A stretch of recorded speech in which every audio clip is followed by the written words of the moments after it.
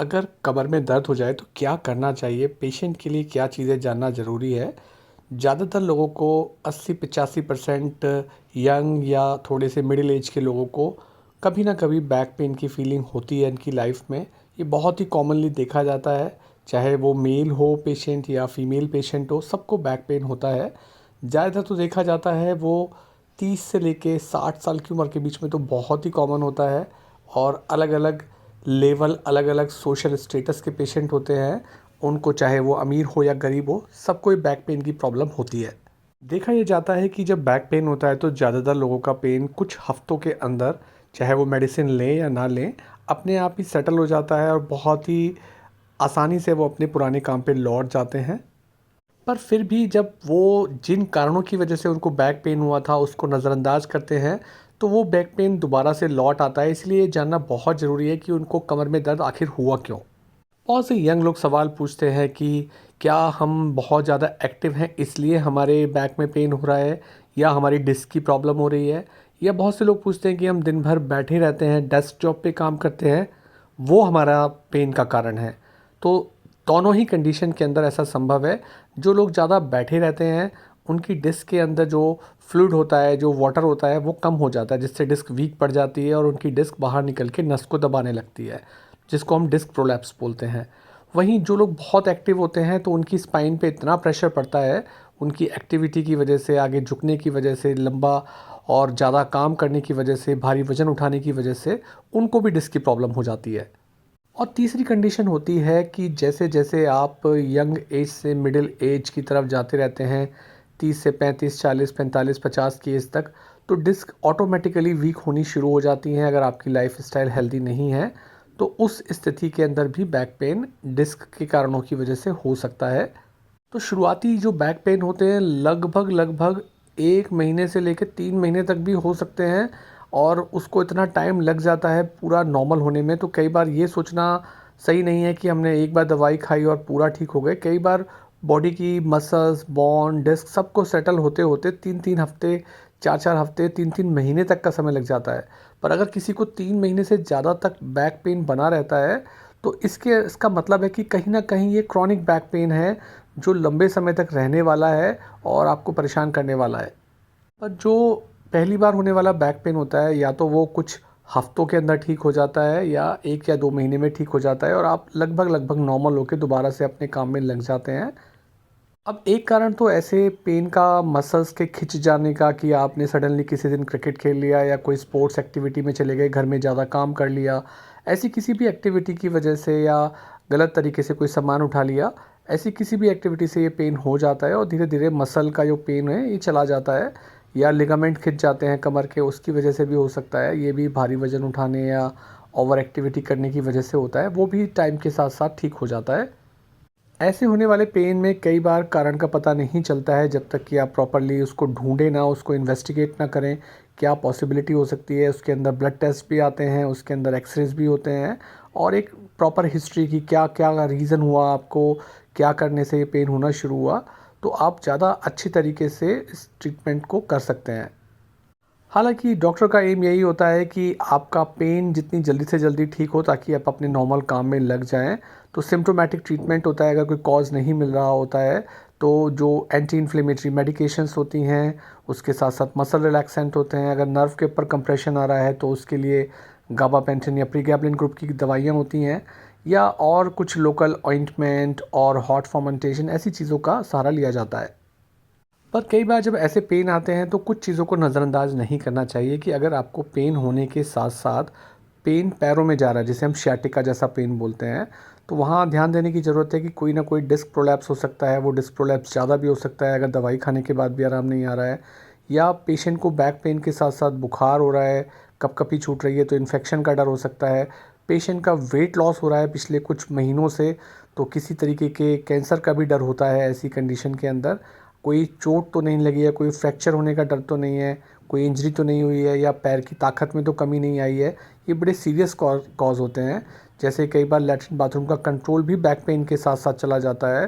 तो यहाँ पे जरा भी लापरवाही नहीं होना चाहिए। इनमें से किसी भी लक्षण के आने पे तुरंत हॉस्पिटल या इमरजेंसी में जाना चाहिए।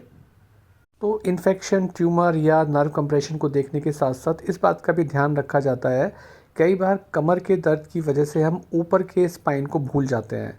लोअर बैक यानी लंबर स्पाइन होती है, उससे ऊपर का जो स्पाइन का पार्ट होता है, जो अपर बैक का हिस्सा होता है, उसको हम थोरैकिक स्पाइन बोलते हैं। उससे भी ऊपर गर्दन की हड्डियों को हम सर्वाइकल स्पाइन बोलते हैं।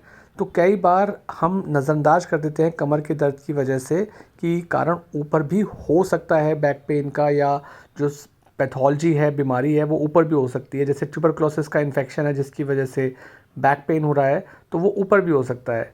जैसे किसी प्रकार का कैंसर है तो वो लोअर बैक के अलावा ऊपर की तरफ भी फैला हुआ हो सकता है। कई प्रकार की डिस्क की बीमारियां होती हैं, उनके अंदर भी ऐसा संभव है, तो उसके लिए स्पेसिफिक टेस्ट होते हैं। कमर में होने वाला दर्द डिस्क की वजह से सबसे कॉमनली देखा जाता है यंग पेशेंट के अंदर। उसके अलावा जैसे जैसे एज बढ़ती है तो जोड़ों के अंदर जो स्पाइन के जोड़ होते हैं उसमें आर्थराइटिस हो जाती है। उन जोड़ों को हम बोलते हैं फैसेट जॉइंट।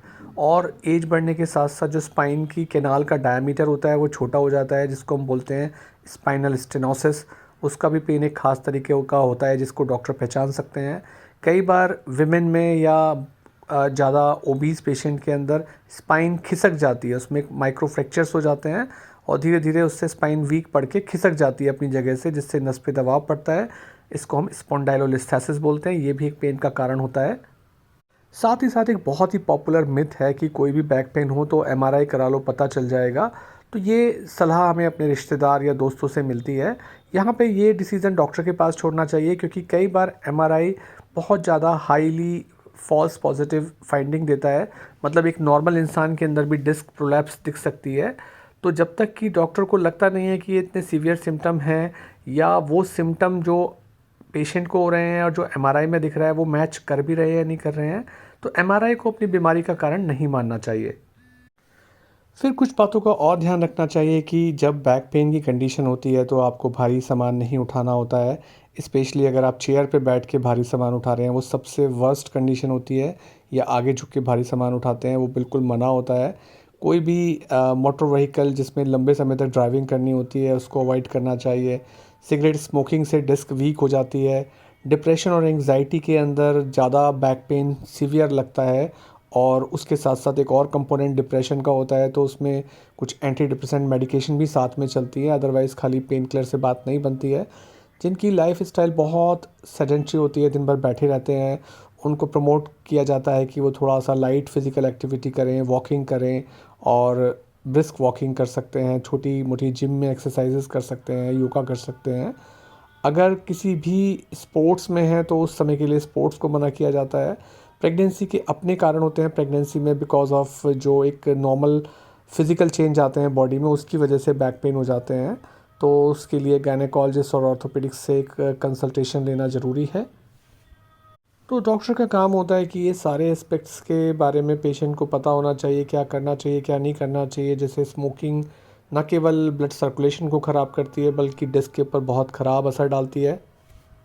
जो लोग ओबीज़ होते हैं, जिनका वज़न ज़्यादा होता है, उनको एकदम से ऐसी काउंसलिंग नहीं होनी चाहिए कि उनको लगे कि वो रातों रात अपना वज़न कम करें। ये एक लॉन्ग प्रोसेस होती है, इसमें काफ़ी लंबा समय लगता है, क्योंकि आप लाइफ़स्टाइल में चेंज करके अपने वज़न को कम कर सकते हैं। और अगर आप जल्दीबाजी में क्रैश डाइट के साथ करते हैं तो वो दोबारा से वो वज़न वापस आ जाता है। इसलिए एक हेल्दी लाइफ़स्टाइल, न्यूट्रिशनिस्ट की सलाह कि क्या खाना चाहिए, किस तरीके के खाने के साथ कितनी कैलोरीज़ खाना खाने के साथ हम वज़न को कम कर सकते हैं।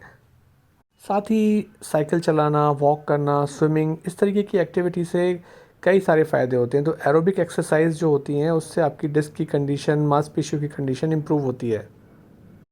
बैक पेन के लिए अलग अलग प्रकार के पेन किलर होते हैं, तो ये भी जानकारी होनी चाहिए कि कुछ तो पेन किलर जो सिर्फ नारकोटिक्स की रेंज में आते हैं, वो सिर्फ और सिर्फ पेन को ठीक करते हैं। वो डिज़ीज़ के होने वाले, डिस्क के होने वाले इन्फ्लेमेशन को ठीक नहीं करते हैं। तो शुरुआत में कुछ एंटी इन्फ्लेमेटरी मेडिसिन का रोल होता है जो कि आपके बैक पेन में आपको हेल्प करता है। साथ ही मसल रिलैक्सेंट का भी कई सारी कंडीशंस में रोल होता है। इसके साथ साथ स्पेसिफिक फिजियोथेरेपी के बारे में पता होना चाहिए, जैसे कि डिस्क प्रोलैप्स के अंदर स्पाइन की एक्सटेंशन एक्सरसाइजेज उनका ज़्यादा रोल होता है। वहीं लंबर कैनाल स्टेनोसिस जो ज़्यादा एज होने के साथ होती है, यानी कि एल्डरली या बुज़ुर्ग लोगों के अंदर होती है, वहाँ पे स्पाइन की फ्लेक्शन एक्सरसाइज का रोल होता है। यानी यंग पेशेंट डिस्क की प्रॉब्लम है तो स्पाइन की एक्सटेंशन एक्सरसाइज अच्छा काम करती हैं।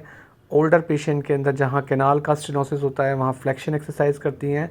जिनको सिर्फ मसल की वजह से प्रॉब्लम हुई है कि मसल की वजह से बैक पेन हुआ है, उनको दोनों तरीके की एक्सरसाइज करनी चाहिए ताकि उनकी जो कोर मसल्स हैं उनकी स्ट्रेंथनिंग हो, ताकि दोबारा से वो पेन ना हो।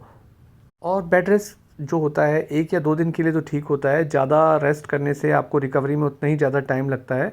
तो 1-2 दिन के बेड रेस्ट के बाद आपको बहुत ही तेज़ी के साथ धीरे-धीरे आपको अपनी रूटीन लाइफ में आ जाना चाहिए, क्योंकि धीरे-धीरे जैसे आएँगे तो वो तेज़ी के साथ आपको बेनिफिट देगा। लंबे समय तक बैठे नहीं रहना चाहिए चेयर पे, बीच-बीच में उठ के अपनी बॉडी को स्ट्रेच करना चाहिए ताकि मांसपेशियाँ जो हैं वो दोबारा से मूवमेंट में आ जाएँ। ये ध्यान रखना चाहिए कि कोई भी ऐसा मूवमेंट ना करें जिससे कि आपका पेन बढ़े। आपको कुछ ऐसे, जैसे आगे झुक के अगर आप आगे एक्सरसाइज कर रहे हैं और उससे पेन बढ़ रहा है, स्पेशली डिस्क पेशेंट में, तो वो एक्सरसाइज नहीं करनी चाहिए। वो डॉक्टर की सलाह से ही स्ट्रेचिंग होनी चाहिए कि हमें क्या करना चाहिए, क्या नहीं करना चाहिए। कई बार थोड़ी-सी गरम सिकाई काफ़ी फ़ायदा करती है डिस्क और बैक के पेन के अंदर। जो मांसपेशियों की अकड़ाहट और दर्द होता है वो ख़त्म हो जाता है उससे। कई बार सलाह दी जाती है कि एक एपिड्यूरल इंजेक्शन है, उसको लगवा लेंगे तो आपको दर्द में फ़ायदा हो जाएगा। ये उन लोगों के लिए तो ठीक है जो लंबे समय से पेन से परेशान है और किसी भी प्रकार का ट्रीटमेंट उन्हें फ़ायदा नहीं दे रहा है, तो वहाँ पर एपिड्यूरल स्टेरॉइड का इंजेक्शन लगाने से कुछ समय के लिए उनको राहत मिल जाती है। अदरवाइज़ लॉन्ग टर्म रिलीफ़ के लिए तो प्रॉपर कारण जानना ज़रूरी होता है, तभी आराम मिलता है। जो एक्यूट बैक पेन होते हैं वहाँ ये इंजेक्शन नहीं लगवाना चाहिए। और जब हम लोगों से मिलते हैं, अपने फ्रेंड्स और फैमिली से मिलते हैं, तो बहुत सारी चीज़ों के लिए बताया जाता है कि इस तरीके की बेल्ट पहन लो, इस तरीके का खिंचाव लगवा लो, मैग्नेट थेरेपी बहुत काम करती है, या एक्यूपंक्चर काम करता है, या ड्राई नीडलिंग है। इन सब के बारे में साइंटिफिक एविडेंस नहीं होते हैं। ये साइकोलॉजिकली लोगों को बेनिफिट करती हैं, बट साइंटिफिकली ये चीज़ रिकमेंडेड नहीं होती हैं, इनसे कोई बेनिफिट रिकमेंडेड नहीं है। मेन बात है जो कारण है उसको पहचानना इम्पॉर्टेंट होता है कि किस प्रकार की एक्टिविटी की वजह से आपको बैक पेन होना शुरू हुआ। उसको पहचान के उस चीज़ को रिड्यूस करना बहुत इम्पॉर्टेंट होता है। आपको पता होना चाहिए कि किस प्रकार से बैठना है, किस प्रकार से खड़े होना है, किस प्रकार से वज़न उठाना है, लेटते वक़्त किस तरीके का ध्यान देना है। जैसे डिस्क की परेशानी जिसको होती है तो सबसे ज़्यादा प्रेशर उनकी डिस्क पे तब पड़ता है जब वो चेयर पे बैठ के आगे की तरफ से वज़न उठाते हैं। फिर वो अगर खड़े होकर आगे झुक के वज़न उठाते हैं, फिर उनकी डिस्क पे प्रेशर पड़ता है। यानी कि ऐसा करते हैं तो जो डिस्क वाले पेशेंट हैं उनको ज़्यादा पेन होगा। उनको सबसे ज़्यादा आराम मिलता है जब वो सीधे लेटते हैं। सीधे लेटे हुए भी अगर वो अपने पैर के घुटने मोड़ के लेटेंगे तो और ज़्यादा आराम मिलेगा, क्योंकि इससे नर्व की स्ट्रेचिंग कम होती है। लेटने से जैसे ही वो बैठेंगे तो नर्व के ऊपर स्ट्रेच बढ़ेगा, बैठ के एकदम से खड़े होंगे तो स्ट्रेच बढ़ेगा। तो शुरुआती पीरियड में इन चीज़ों का ध्यान रखना बहुत हेल्पफुल होता है। तो इस प्रकार इस वीडियो में बहुत सारी बेसिक जानकारियाँ दी गई हैं जो पेशेंट जिनको बैक पेन होता है उनको पता होना चाहिए कि किस प्रकार से ये चीज़ें ठीक होती हैं, किस प्रकार से क्या चीज़ें नहीं करनी चाहिए, कब एमआरआई कराना चाहिए, कब और मेडिसिन्स खानी चाहिए।